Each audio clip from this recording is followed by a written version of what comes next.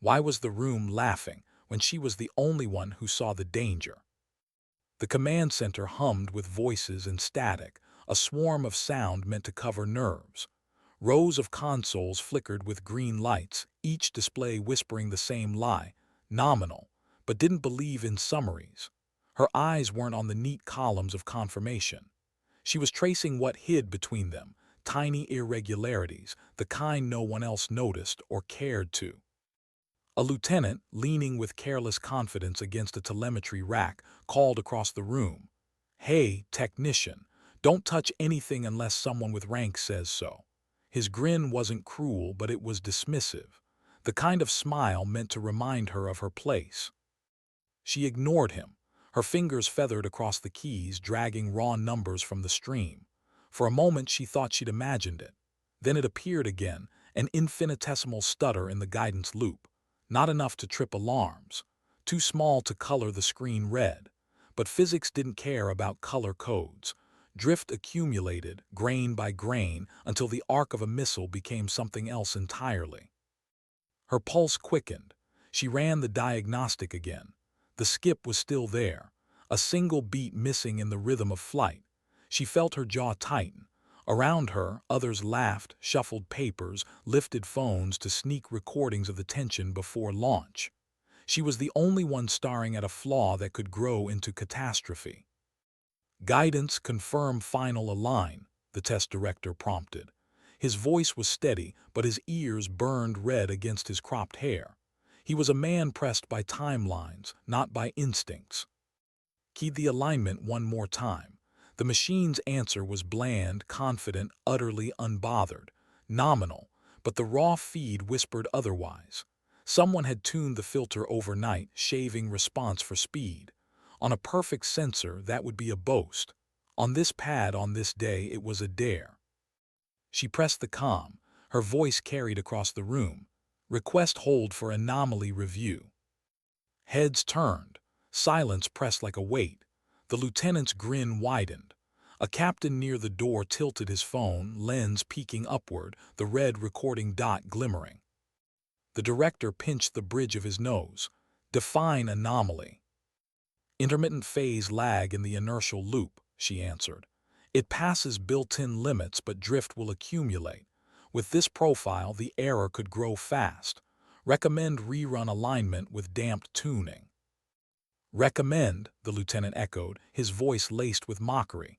The room chuckled softly. The major's gaze flicked to the countdown clock. T-18.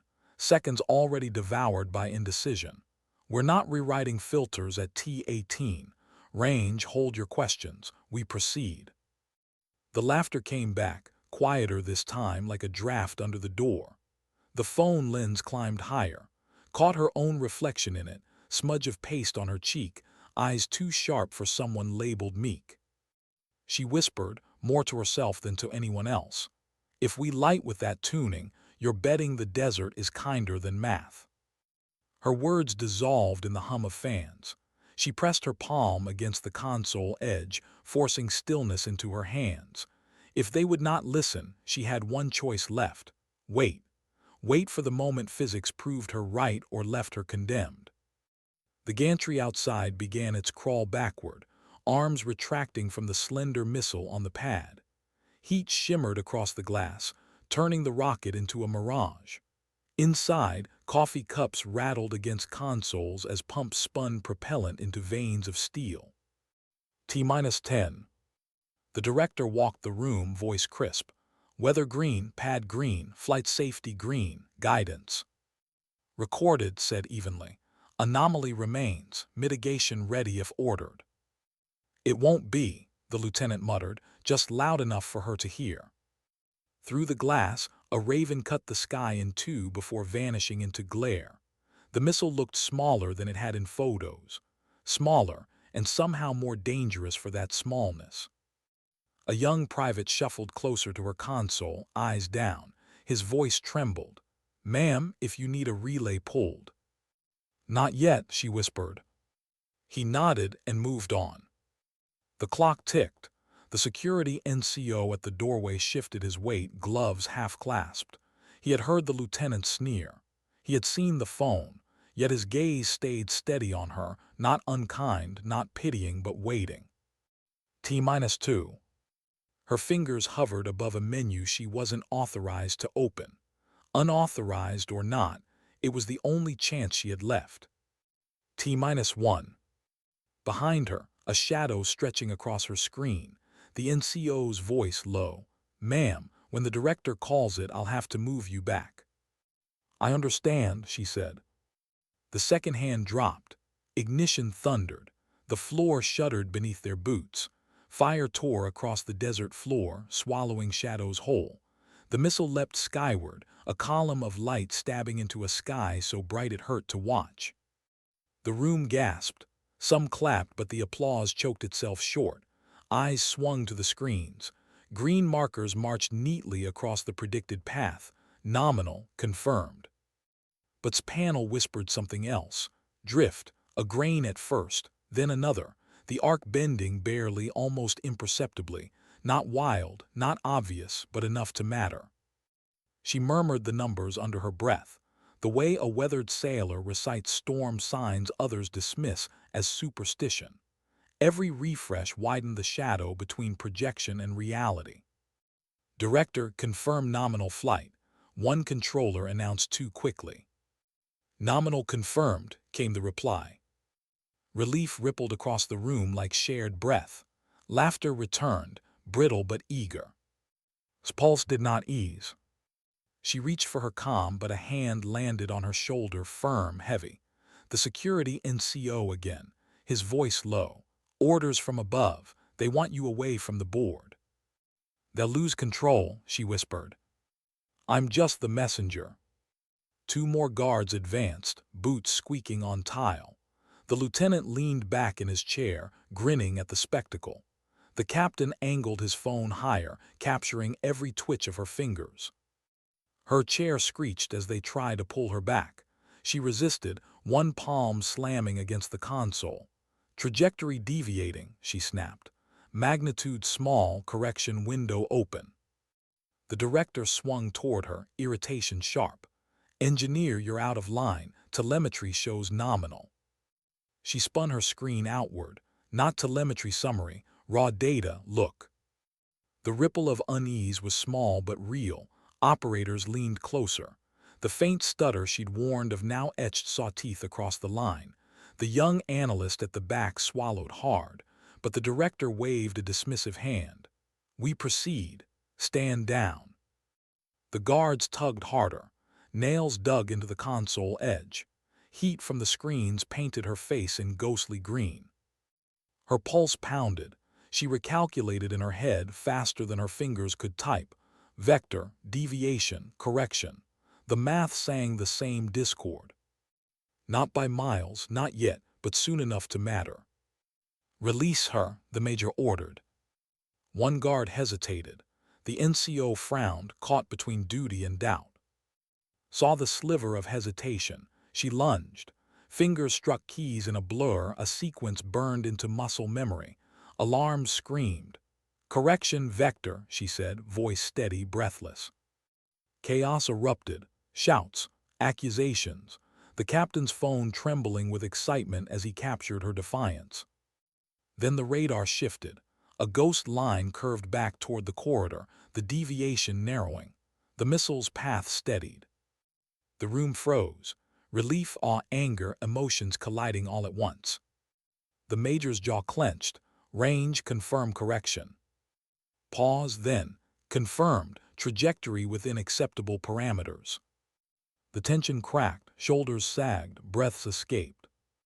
But the director's eyes hardened. "Escort her out. She doesn't touch controls again without authorization." The guards gripped her arms. She didn't resist this time. Her voice calm as stone. "Authorization doesn't stop gravity." As they pulled her back, another presence entered the room. His boots made no sound on the tile, yet every head seemed to turn before he even spoke. "Colonel Briggs."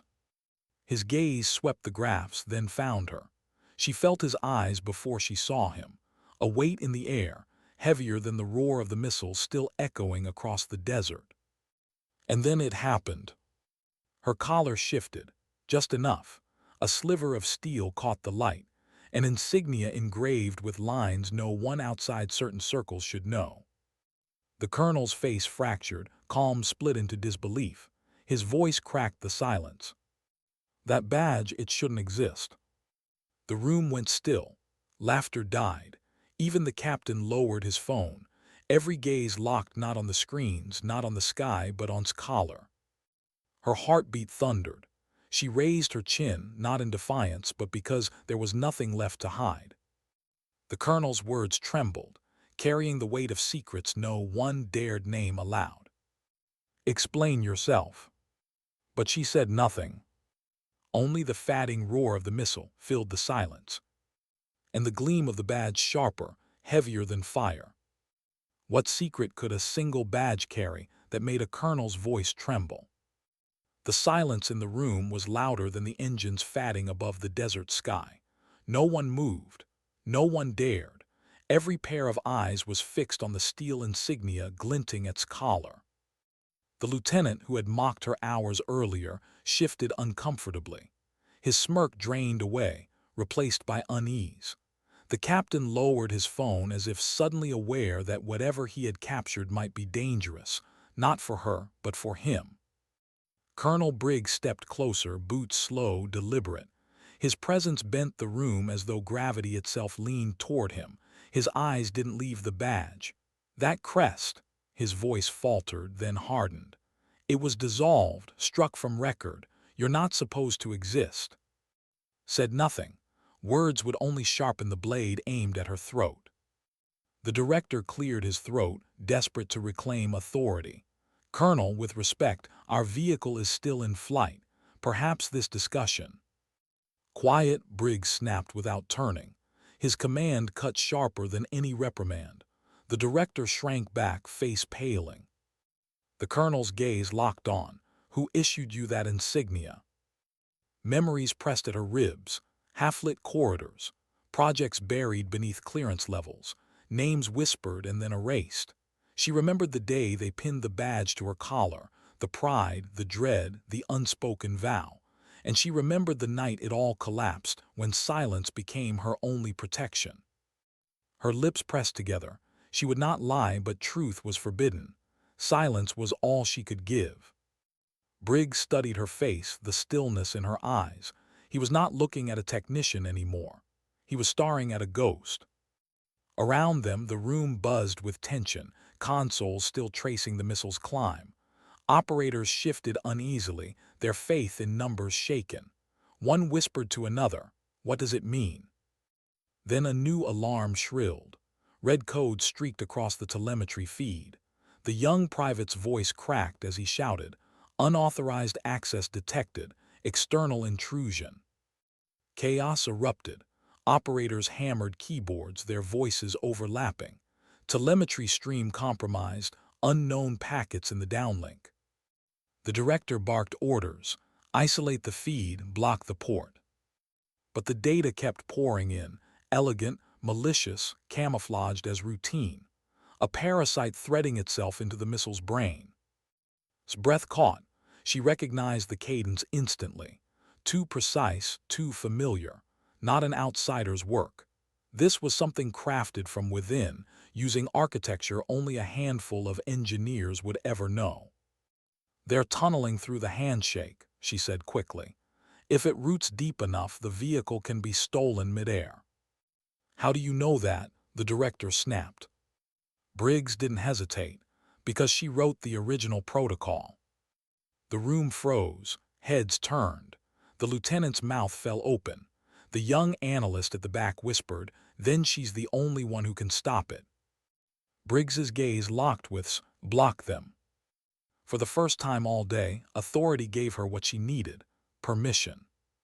She dropped into her chair. Fingers slammed against keys.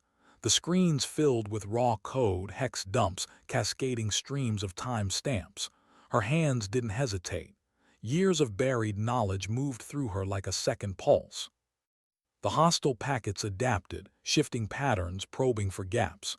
The missile's trace wobbled across the main display, veering from the safe path, then snapping back. Gasps filled the room. His breath shortened, but her focus never wavered. She unlocked a subroutine she had sworn never to touch again, an emergency override written in secret, meant for catastrophe. The console protested, warning of irreversible lockout. She pushed past. A second alarm screamed. If she failed, the missile would self-destruct to prevent capture. Operators clutched their headsets, sweat gleaming on brows. The private whispered a prayer under his breath. Briggs stood immovable behind her, jaw set, watching her battle with ghosts only she could see. Lines of code cascaded, whispered the sequence under her breath like a prayer. Final keystroke, enter. The feed stuttered, snapped silence. Then the hostile stream severed. The missile's path steadied, the green corridor realigned. The room erupted, relief shouts disbelief. She fixed it, the private breathed.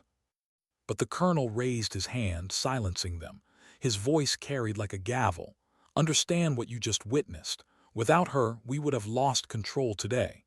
His eyes swept the room, daring anyone to argue. None did.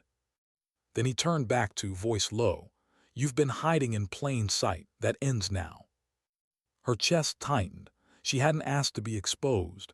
She hadn't asked to carry the weight of ghosts, but exposure had found her anyway.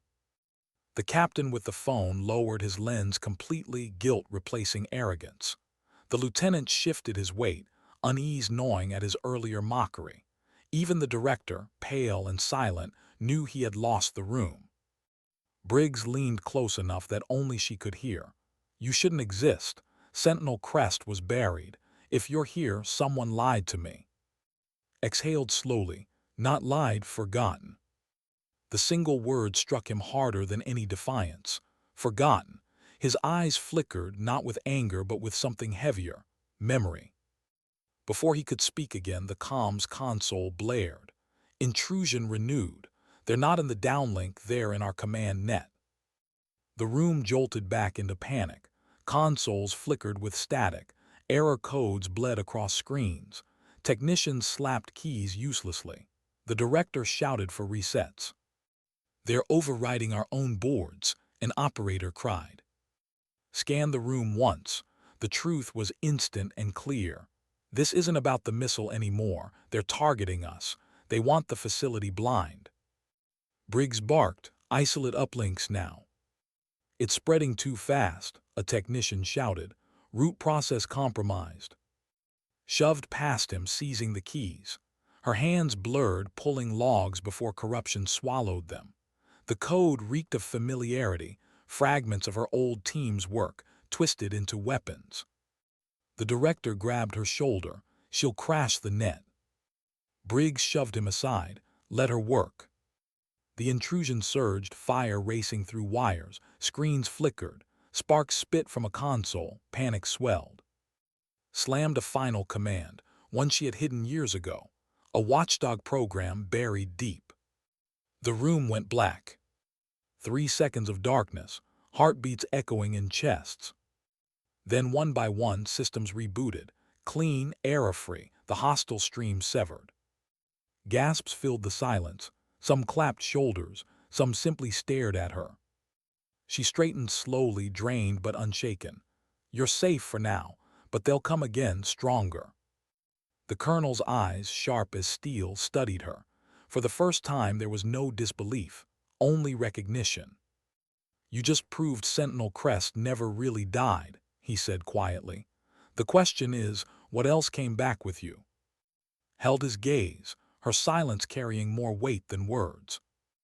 Around them, the room buzzed with confusion and whispers. But between her and Briggs, the silence was heavier than thunder. The badge at her collar glinted again, no longer hidden, no longer forgotten. Not a relic, a warning. Why had she carried the badge all this time if she swore she wanted to disappear? The command floor was still buzzing, but the energy had shifted. Not relief, not victory, something heavier. Operators moved like shadows, speaking in clipped whispers as if the walls themselves might be listening. Screens glowed steady green again, but no one trusted them. The missile's trajectory held firm, but celebration felt like betrayal. Colonel Briggs stood at the center, arms folded, presence anchoring the chaos. His voice cut through the murmurs. No one speaks of what happened here, not outside this room, not to anyone. This is classified. No one argued, not even the director. The guards still flanked, but their grip was gone. They stood stiff, watching her like men ordered to restrain a fire but unwilling to touch the flame. She folded her hands in front of her, refusing to give them the spectacle of trembling. Briggs's eyes stayed fixed on her collar, the gleam of the badge catching every fluorescent angle. His jaw clenched. Then he flicked his fingers. "With me." The order was not barked. It was heavier than that. The room parted for them as they walked out. Every gaze followed. The lieutenant dropped his smirk entirely. The captain tucked his phone deep into a pocket, as if afraid the lens might betray him. Even the young private who had whispered offers of help stared at her with something raw, reverence or fear. The corridor beyond was cooler, shadows stretching long under buzzing lights. Their footsteps echoed sharp against concrete. Briggs walked close, silent, his presence pressing at her ribs. He didn't look at her. He didn't need to. Halfway down, his voice broke the silence. "That emblem, why do you still wear it?" Kept her gaze forward. The words cost her more than she admitted, because forgetting doesn't erase what was built under it. Briggs studied her profile. His tone was iron. "Sentinel Crest was terminated after Caldera. I signed the burial myself. No survivors listed." "I was never on the list," she said softly. "Someone needed a scapegoat. I was convenient." They reached a secured door. Briggs keyed it open himself. The chamber inside was smaller, lined with soundproofing panels. A table glowed with a projection of comm relays and storage nodes. He shut the door with deliberate force. "Sit," he said. She remained standing. "Ask, and I'll answer what I can." Briggs's gaze pinned her. "The incursion, was it coincidence or were they aiming for you?" The question pierced deeper than she expected. She drew a slow breath. The exploit was tailored for the original protocol. Few would know how to craft it. That narrows suspects. "Name them." "I can't. Too many fragments scattered when Crest collapsed. Some went private, others buried. Whoever's behind this isn't improvising. They're resurfacing." Briggs paced, boots heavy. His voice was gravel. "So you've been hiding here among test crews, hoping no one would notice." "I wasn't hiding," she corrected. "I was working quietly, because silence is safer than shouting into ears that don't want to hear." He halted, his eyes hardened. "Until today, until you forced yourself into their line of sight." Her lips twitched faintly. "Not humor, recognition.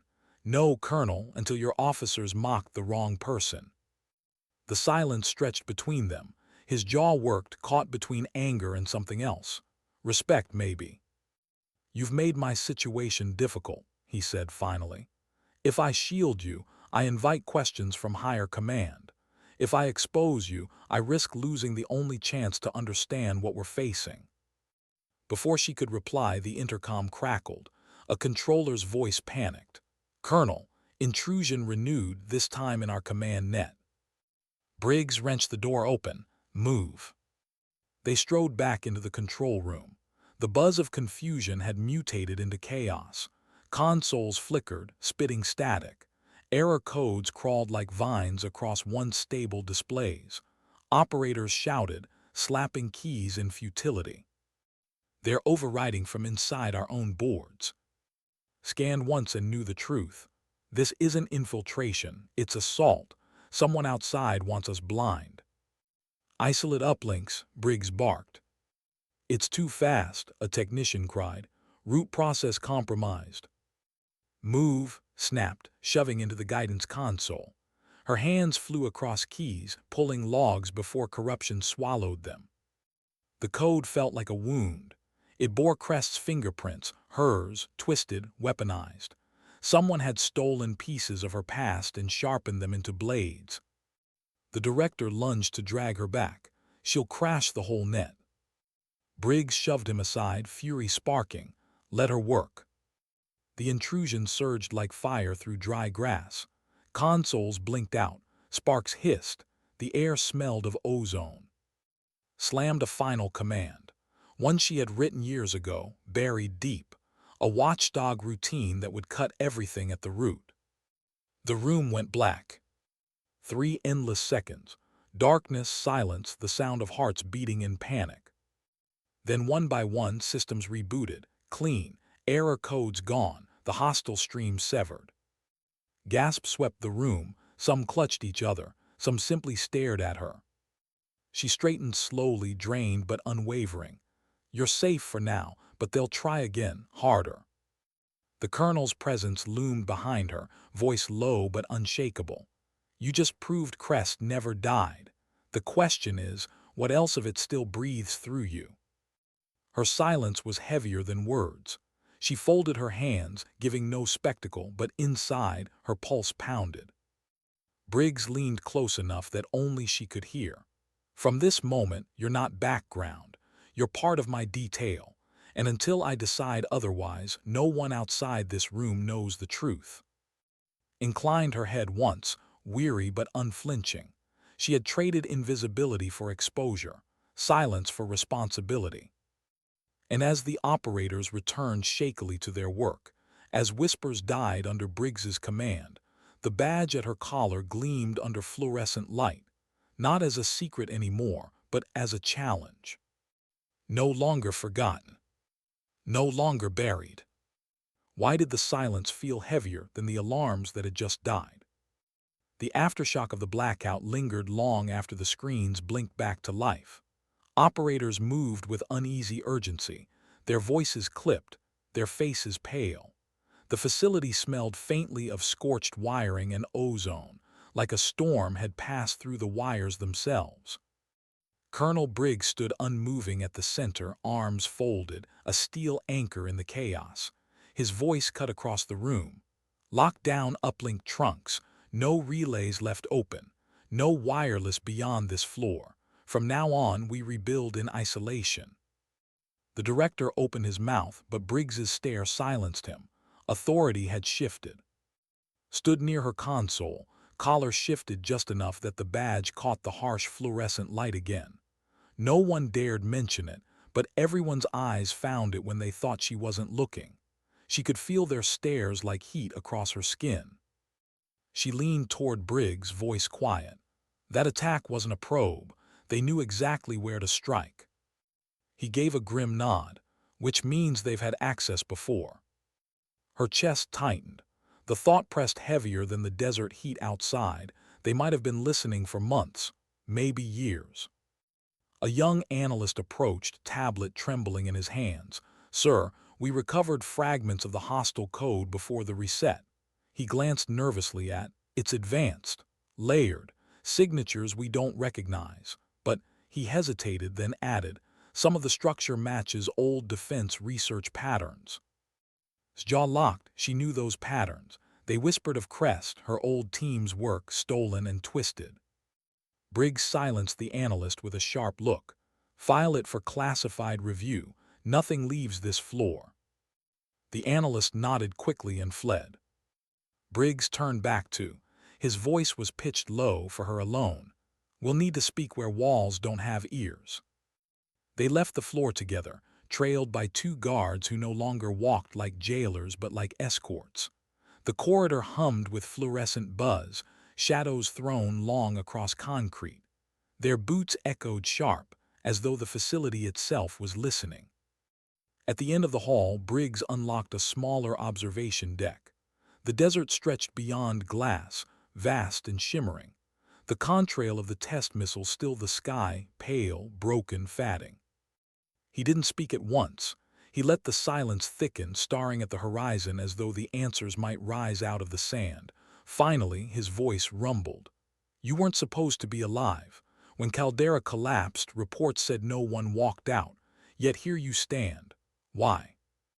His eyes stayed fixed on the line where sky bled into desert. Because someone had to remember. They chose me to bear the mistake, to vanish in place of those who couldn't face it. I was written off so the books could be closed. Briggs turned slowly. His eyes searched her face, unreadable. And you carried the badge. I carried the truth, she said softly. The words hung between them, neither accusation nor defense, just weight. Briggs paced a slow line across the room. Do you understand what it means that the breach code carries Crest's fingerprints? Somewhere, someone is using our ghosts. Either a traitor survived, or pieces of our work were stolen. Both are possible, she admitted. Fragments of Crest were scattered into too many hidden corners.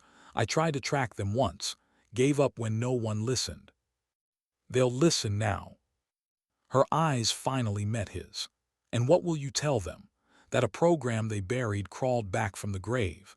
That the scapegoat they discarded is the one plugging holes they created. His jaw tightened. He didn't flinch.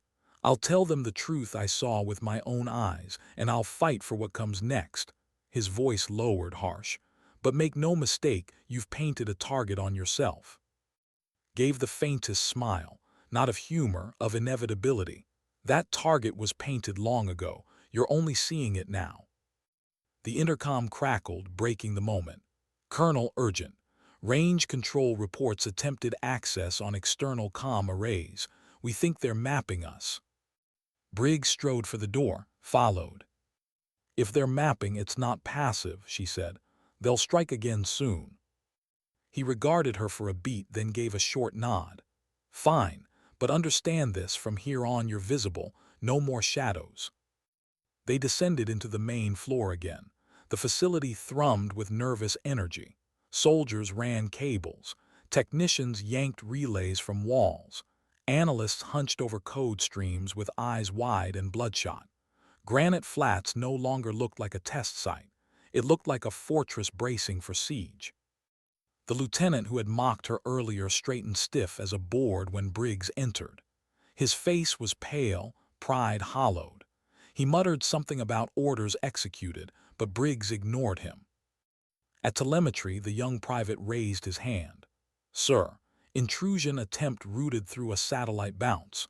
Hard to trace, but origin isn't domestic. Whoever's behind this, they're masking deep. Studied the data lines, eyes narrowing. Then they fear exposure as much as we do. Fear makes them dangerous, Briggs said. Her fingers brushed across the keyboard. They won't stop until they break us, or until they believe we can break them back. Briggs turned to the operators. His command cut like steel. Double security, scrub every system, isolate archives. We fight them here, quietly. Yet as he spoke, saw the fatigue in faces around the room. They were skilled but not trained for this. Fighting shadows demanded something different, something only she carried. She turned to him. You can harden defenses all you want. They'll keep shifting attack vectors. You need someone who understands their code bones, someone who speaks their language. His gaze stayed locked on hers. And you're volunteering. Her lips curved faintly. I don't need to volunteer, I already started. Hours bled into evening. Outside, the desert glowed bronze, antenna towers stretching long shadows across the sand. Inside, tension never eased. Each ping of an alert made men flinch, expecting the next assault. Worked without pause, rewriting filters, planting decoys, weaving digital tripwires to buy them minutes when the enemy returned. The young private shadowed her, quick to follow instructions. Even the lieutenant, silent now, watched from a distance, the smirk long gone. At last, a voice called from comms. Colonel, unidentified, burst on long-range band. Could be a handshake. The room stiffened. Put it on my panel, Sid. The data scrolled jagged and sharp. She recognized the rhythm instantly. Her throat tightened. It's them, they're taunting us. A string of characters flickered across the feed, cryptic but clear. You should have stayed buried. Gasps echoed. Operators shifted uneasily. Briggs's eyes flicked to her. Exhaled slowly, her voice nearly a whisper. They know who I am. The colonel placed a heavy hand flat against the console. his jaw set, voice iron. Then the fight just became personal, and this time we won't wait for them to choose the battlefield. His eyes lifted toward the fatting contrail scar across the dusk sky. She could feel the weight of it all pressing down, the badge, the ghosts, the truth clawing back from the shadows. For years she had lived invisible. For years she had begged to be forgotten. But the enemy remembered. And now so did everyone else. How do you fight an enemy who hides in your own reflection? The taunt still pulsed across the calm logs like a scar. You should have stayed buried.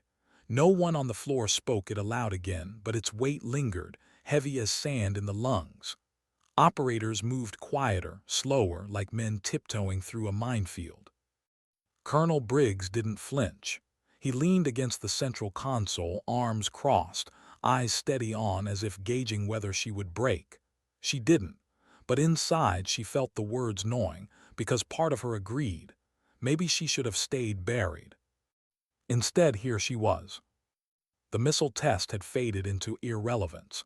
Now the facility itself was the target, and she was the reason the enemy knew where to strike. Briggs broke the silence. They want us rattled, keep us reactive. We don't have that luxury. His gaze swept the floor. From this moment we take initiative, we bait them. A ripple of unease moved through the operators. The director stiffened. Colonel, with respect, baiting them means inviting an attack we might not survive. Briggs's eyes narrowed. We've already survived two. The third will come whether we want it or not. Better it comes on our terms. Then his voice lowered, pointed. Can you weave something they can't resist? Hesitated. The badge at her collar felt suddenly heavier. Can you? Whispered the ghosts of her old team. She closed her eyes briefly, drawing breath. Yes, she said, but it won't be clean. To make it believable, I'll need to expose threads of crest code, fragments I swore I'd never unseal.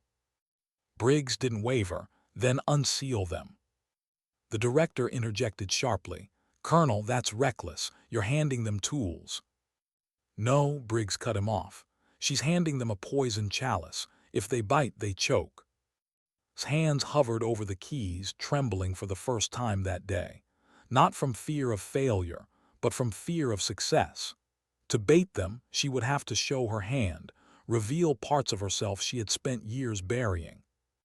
She thought of Caldera, the project meetings lit in sterile light, the excitement of discovery, the pride in building systems no one else could, and then the collapse, lives lost, blame shifted, her name scrawled in whispers as the one who carried the shame.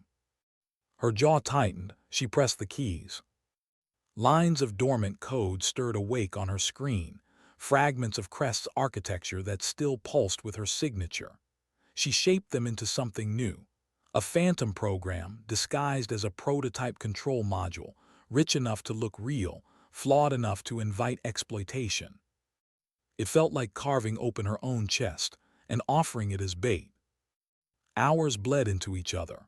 Operators whispered updates in hushed tones, afraid to disturb the fragile weaving she was spinning. The young private at her shoulder fetched coffee she never drank. Even the lieutenant, stripped of mockery, kept silent vigil. Finally she leaned back, exhausted but resolute. It's ready, a beacon hidden inside the net. If they probe again, they'll see it glowing like fire in the dark. Briggs's eyes never left her, and when they reach for it, her fingers trace the final command. They'll think they're siphoning control. Instead, the chalice closes, a snare, and we follow their trail home. The colonel gave a single nod. Do it. The trap was armed. The hours that followed stretched thin. The desert outside darkened into night, stars pricking the vast sky. Granite flats glowed harsh under floodlights, a fortress in a sea of sand. Inside, the command floor was hushed, a room of held breath. Every beep of a console, every flicker of code felt like a heartbeat out of place. Then, an alert blared. Incoming packets, an analyst shouted. Unidentified burst on the beacon channel. Every head turned toward station.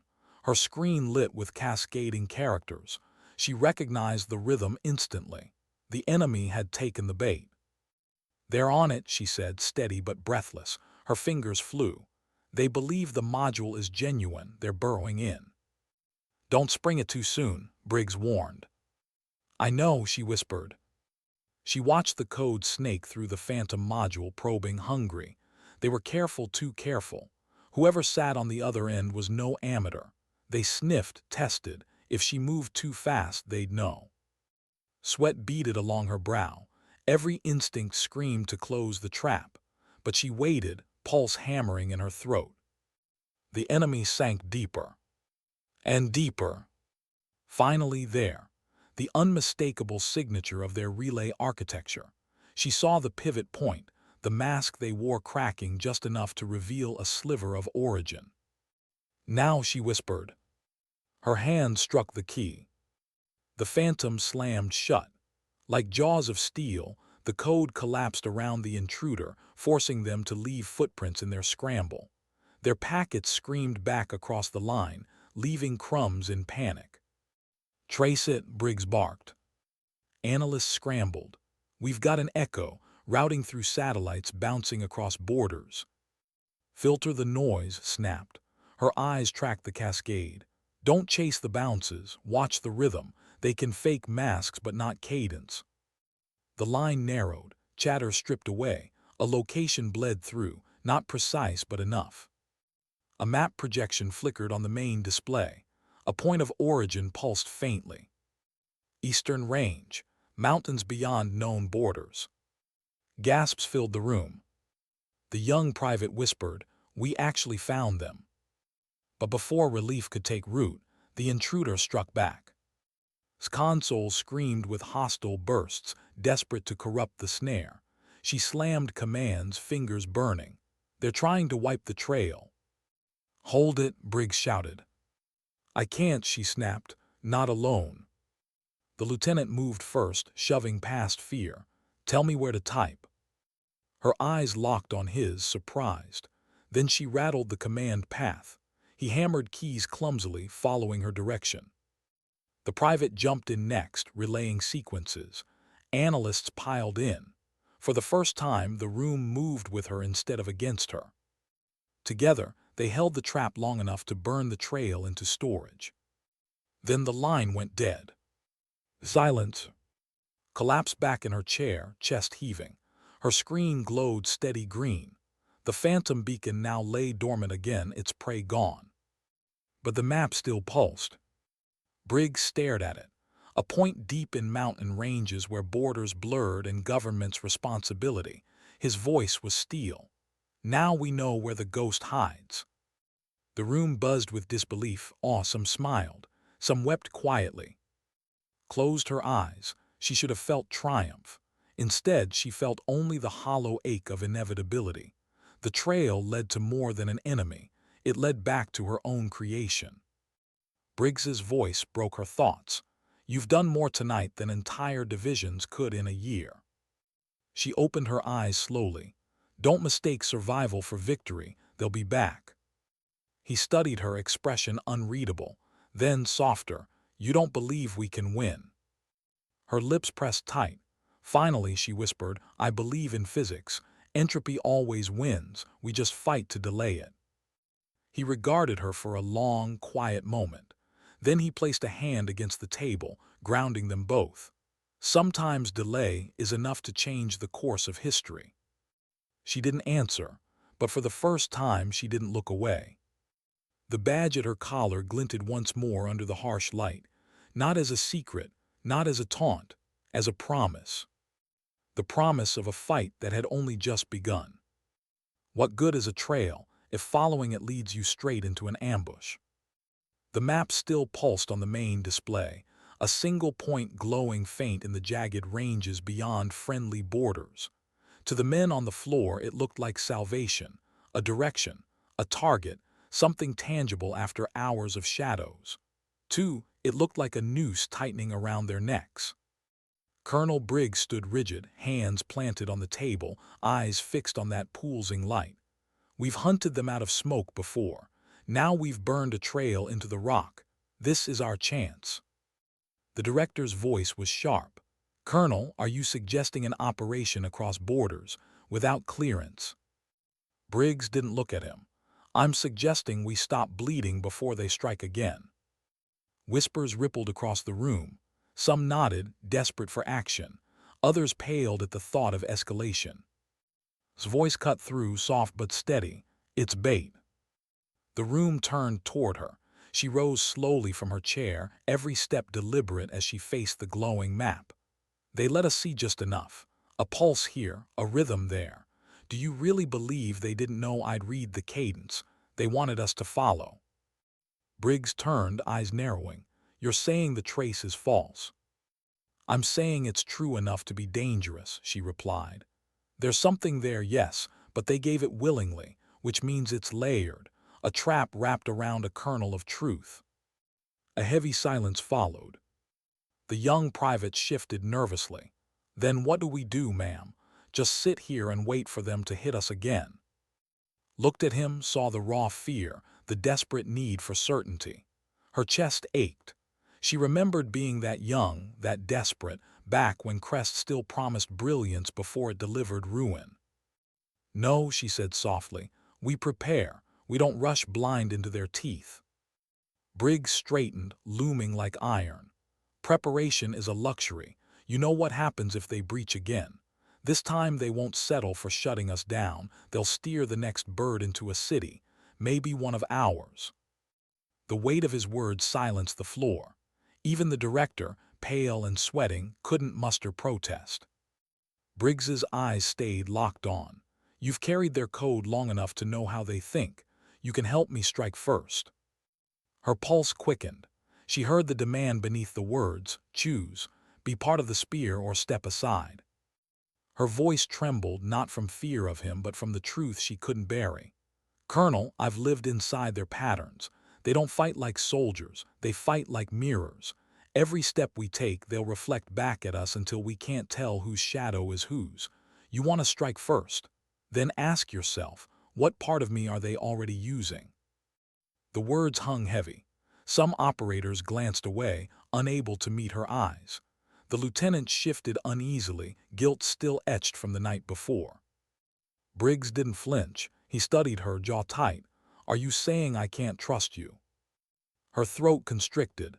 She wanted to scream no, trust me, but honesty weighed heavier. I'm saying if you trust me, you have to accept I'm already contaminated. Every line of Crest's work they're twisting carries pieces of me. If they know my cadence well enough to taunt us, then they know how to turn me into a weapon against you. The words carved silence deeper than alarms. For the first time since she'd met him, Briggs looked uncertain. His eyes flicked toward the badge at her collar, then back to her face, as if searching for betrayal carved in her skin. At last he exhaled slow, heavy. Then maybe that's the risk we take.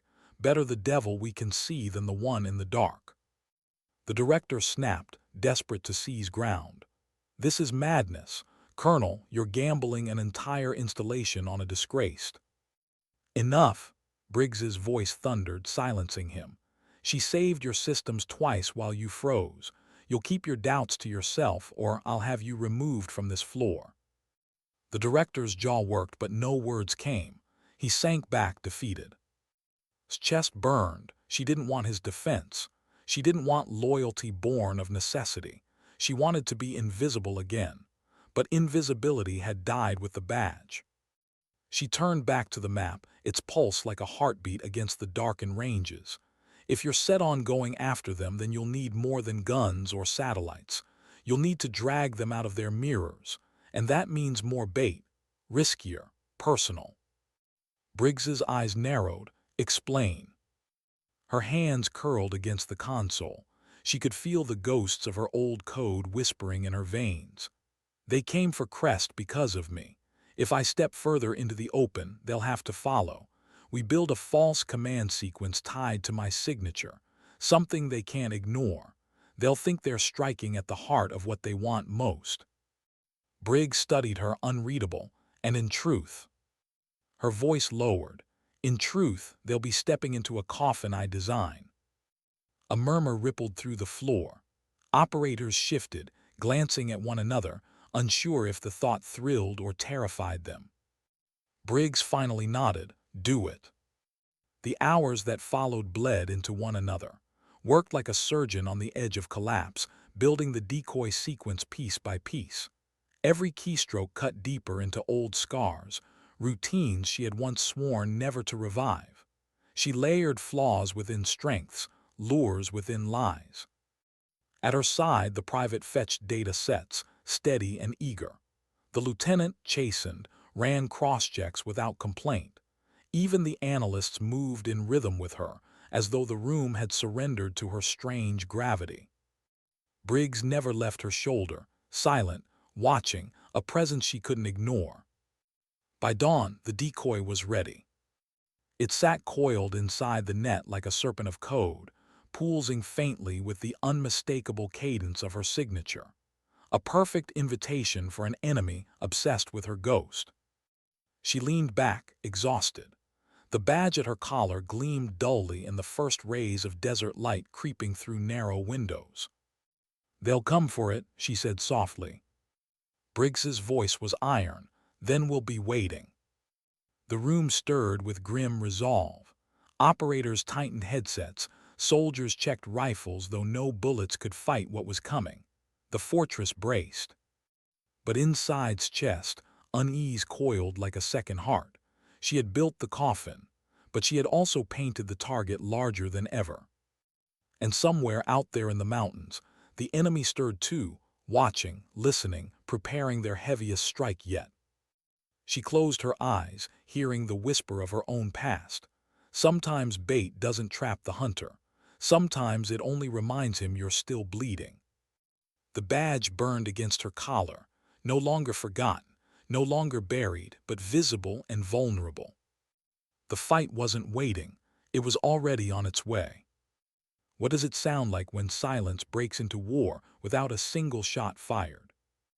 It began as a flicker, a harmless blink across an auxiliary console, the kind of anomaly an operator might dismiss after 30 hours awake, but saw it. She always saw it, her eyes locked, heart seizing. They're here. And then the floor came alive with alarms. Screens erupted, each console vomiting streams of hostile code. Lines scrolled so fast they blurred into rivers of light. Operators shouted, scrambling, fingers hammering keys that dissolved under corruption. The air was thick with static, the hum of overloading circuits. The young private's voice cracked. "They're everywhere." Slammed her hands onto her console. "No, they're focused." She felt it like pressure behind her eyes, not random chaos, precision. They weren't just attacking granite flats. They were coming for her coffin of code. "They've taken the bait," she shouted. Colonel Briggs was already moving, barking orders. Isolate subsystems, strip non-essentials, everyone on defense protocols. But it was different this time. The first intrusion had been a probe. The second, a siege. This was annihilation. Every firewall shredded, every filter torn down.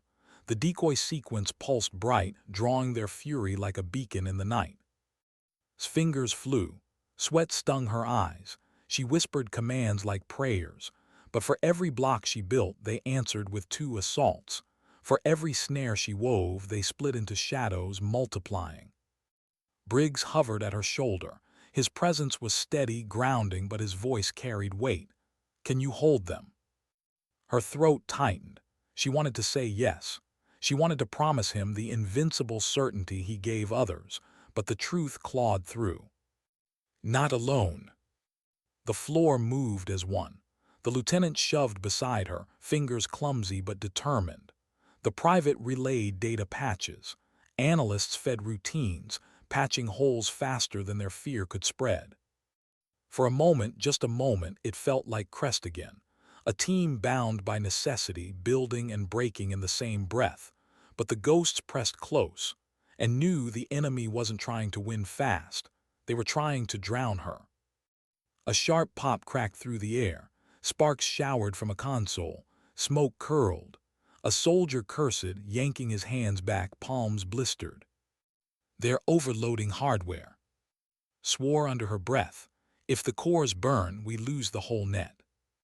Her mind raced. The coffin of code, the decoy, was too rich, too obvious.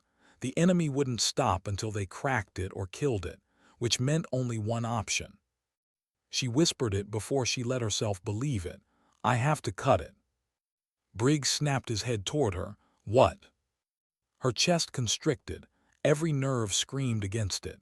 She had built the decoy as both trap and shield, layered with fragments of her own signature. It wasn't just code. It was her. The last remnants of what Crest had been. The last proof that she hadn't been erased. "If I cut it, they lose their prize," she said. "The attack collapses, but I lose everything we've built to bait them." Briggs's jaw set. His voice was iron. "You cut it, we live. You keep it, we die." The words should have been simple, but inside her something cracked. To erase the decoy meant erasing the last echo of her past, the work, the pride, the fragments of identity she'd carried like a wound. Without it, she was just another ghost. Her hands shook above the keys. She could feel Crest in her veins, whispering, "Don't let them erase you twice." The enemy hammered harder, code screaming like claws across glass. Operators shouted, panicked. Sparks fell from ceiling panels. Granite flats trembled, the fortress groaning under invisible weight. Briggs's voice came again, low but sharp. "Decide." Her breath hitched. She closed her eyes. She thought of the badge on her collar, the weight of it, the way every eye had turned when it gleamed in the light. She thought of Caldera, of being left for dead so the books could be closed. She thought of the private's trembling voice, asking her what they should do. And she chose. Her hand struck the keys. The decoy folded in on itself, collapsing like a dying star. Code unraveled, signatures shredded, fragments burned to ash in a digital blaze. Her chest clenched as if she had carved her own flesh out with a blade. The hostile streams faltered. Packets stuttered, collapsing into noise. The attack fractured, momentum broken. One by one, consoles cleared, screens glowed steady. The floor erupted in gasps. Relief, disbelief, tears. Some clapped each other on the back. Some simply sagged in their chairs, shaking. Sat still, fingers limp on the keys, breathing shallow. She had killed the coffin. She had killed Crest. What little proof of herself remained was gone. Briggs's hand settled heavy on her shoulder. Not victory, not celebration, just presence. "You saved them," he said softly. Her eyes burned, but no tears came. "I buried myself again." He said nothing. He didn't need to. His silence was steadier than words. Across the floor, the young private whispered to another, "She cut her own weapon to save us." The words carried. Heads turned, gazes fixed on her. No mockery this time, no doubt, only recognition. She lowered her head. She didn't want reverence. She wanted anonymity, but anonymity was dead now. The director finally found his voice, trembling. "Colonel, the trace with the decoy gone, do we still?" Briggs cut him off. "We have the storage, the map, enough to hunt when the time comes." The director faltered. Then, reluctantly, he nodded. Exhaled slowly, staring at the empty space on her console where the decoy had once pulsed. The silence in her chest felt heavier than the noise that had filled it. The enemy would be back, she knew it. They hadn't lost. They had only been, but tonight Granite Flats still stood. And she, scapegoat, ghost, unwanted survivor, had chosen to erase the last echo of herself so others could live. For the first time, the badge on her collar didn't feel like a weight. It felt like a gravestone. A gravestone she had placed with her own hands. How do you measure survival when the cost is erasing yourself? Granite Flats still hummed with the aftershock of the siege. The walls stood. The consoles glowed steady. Soldiers exhaled ragged relief. Yet the air was thick, heavy, as if every breath carried the memory of collapse narrowly avoided. Sat at her console, hands still on the keys, though the decoy was gone. It was as though cutting it had carved a hollow in her chest. Around her, men whispered in gratitude, in awe, but none of it reached her. She felt transparent, as if she could stand and walk through the wall without resistance. Colonel Briggs broke the silence. His voice carried, low but steady. "Listen well. We were tested tonight, not with bombs, not with rifles, with silence and shadows, and you held, all of you." Heads lifted, weary but proud. Even the lieutenant, chastened, stood taller. The young private blinked rapidly, eyes rimmed red. Briggs's gaze swept the floor but lingered on. "What you saw here doesn't leave this room. The enemy will believe we broke. They will believe we buried ourselves. Let them. That illusion is our shield now." The director bristled, his face pale. "Colonel, higher command will demand a report. They'll want to know how we survived." Briggs's eyes hardened. "Then they'll hear it from me." He turned, motioned, "With me." Rose slowly. The whispers followed her out of the room, not of suspicion this time, but of reverence she never wanted. The badge at her collar gleamed under the harsh light as though mocking her with every step. The corridors felt different now, not oppressive, not cold, just empty, like the echo of a place that had already told its story. Briggs led her to a secure chamber, already linked to higher command through encrypted channels. The screen flickered alive, revealing faces of generals and officials, men and women wrapped in medals and authority.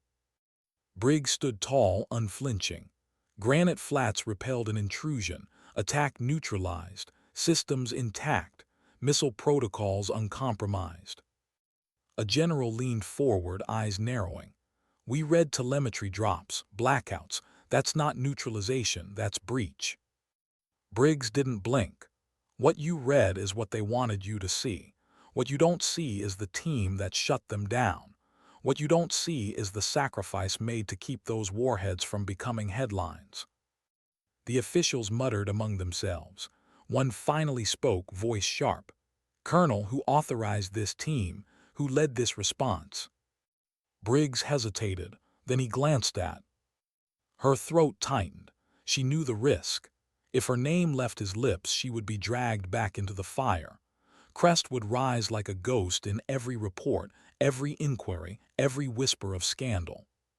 But Briggs's voice came calm, unyielding. "I did." The generals bristled. "You?" "Yes." His tone brooked no argument. "I assembled what I had. I trusted those in front of me, and they delivered." The screen crackled with static, with murmurs, with disbelief. But no one named her. No one spoke the word crest. Briggs had buried her again, this time by choice, not scapegoating. When the channel finally cut, silence filled the room. Exhaled slowly, a breath she hadn't realized she'd been holding. "You didn't have to do that," she whispered. Briggs's eyes held hers. "Yes, I did." The weight between them was heavier than iron, but not suffocating. Not anymore. Later, as dawn bled across the desert, granite flats breathed with fragile calm. Soldiers moved slower, voices softer. Some prayed. Some laughed shakily. All carried the haunted look of men who had stood at the edge and returned. Walked alone onto the observation deck. The horizon stretched endless, the sky streaked with pale fire. The contrail of the test missile was long gone, erased by wind and time. She touched the badge at her collar. For years it had been a burden, proof of a ghost she could never kill. Last night she had burned the last echo of crest with her own hands. She had buried herself to save others. And yet the badge still gleamed, not as shame, not as pride, but as something else. She remembered the young private's words. She cut her own weapon to save us. Maybe that was enough. Briggs joined her quietly, leaning against the rail. He didn't speak at first, just stood, watching the desert breathe under the rising sun. Finally his voice came low. "What now?" Lips curved faintly, not quite a smile. "Now we wait. They'll come again, they always do. And when they do—" She turned her eyes to the horizon, steady. "We fight, not for pride, not for redemption, for time. because sometimes time is the only victory we're given. Briggs nodded slowly, and sometimes it's enough. Silence settled between them, not heavy this time, but full. The kind of silence that carried meaning instead of emptiness. As the sun rose higher, let her hand fall from the badge. She didn't need to hide it anymore. She didn't need to prove it either. Sometimes dignity doesn't speak, it simply acts. And she had acted. Granite Flats still stood. The world outside never knew how close it had come to falling. And she walked back into the shadows willingly, not as a ghost erased, but as a sentinel who had chosen silence over spectacle. The horizon gleamed brighter. The desert stretched infinite. And for the first time in years, she let herself believe that survival, even at the cost of herself, was a kind of victory.